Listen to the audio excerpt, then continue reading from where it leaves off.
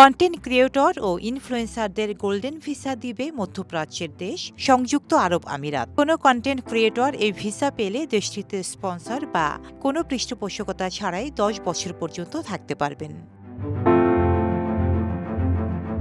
সংবাদ মাধ্যম গালফ নিউজের বরাত দিয়ে জানা যায়, আমিরাতের সরকারি কর্মকর্তারা সোশ্যাল মিডিয়ার মাধ্যমে ও ডিজিটাল মিডিয়া খাতে যুক্তদের প্রধান গন্তব্য আমিরাত করার জন্য উদ্যোগ নিয়েছে। এ কারণে গোল্ডেন ভিসা দেওয়ার মতো এমন সিদ্ধান্ত নেওয়া হয়েছে।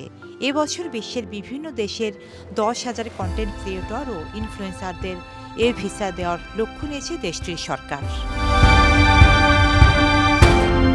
এদিকে দেশটিতে যেতে ইচ্ছুক কন্টেন্ট ক্রিয়েটর ও ইনফ্লুয়েন্সারদের জন্য মানও নির্দিষ্ট করে দিয়েছে আমিরাত সরকার।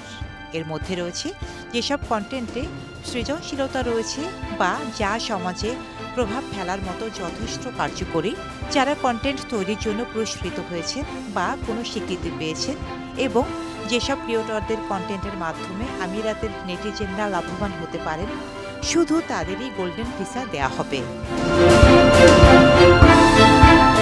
এ ব্যাপারে আমিরাতের কর্মকর্তারা বলেছেন, কন্টেন্ট ক্রিয়েটর বা ইনফ্লুয়েন্সারদের আমিরাতের গোল্ডেন ভিসা পাওয়ার জন্য প্রথমে ক্রিয়েটর্স HQ নামের ওয়েবসাইটে গিয়ে সেখানে একটি আবেদনপত্র পূরণ করতে হবে। একই সঙ্গে নিজের ইমেইল অ্যাড্রেসও দিতে হবে।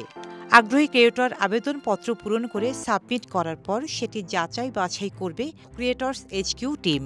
এরপর ভিসার জন্য যোগ্যদের ইমেইলের মাধ্যমে জানিয়ে দেওয়া হবে। ক্রিয়েটর্স HQ থেকে পরবর্তীতে জানানোর পরই শুরু হবে বাকি ধাপগুলো।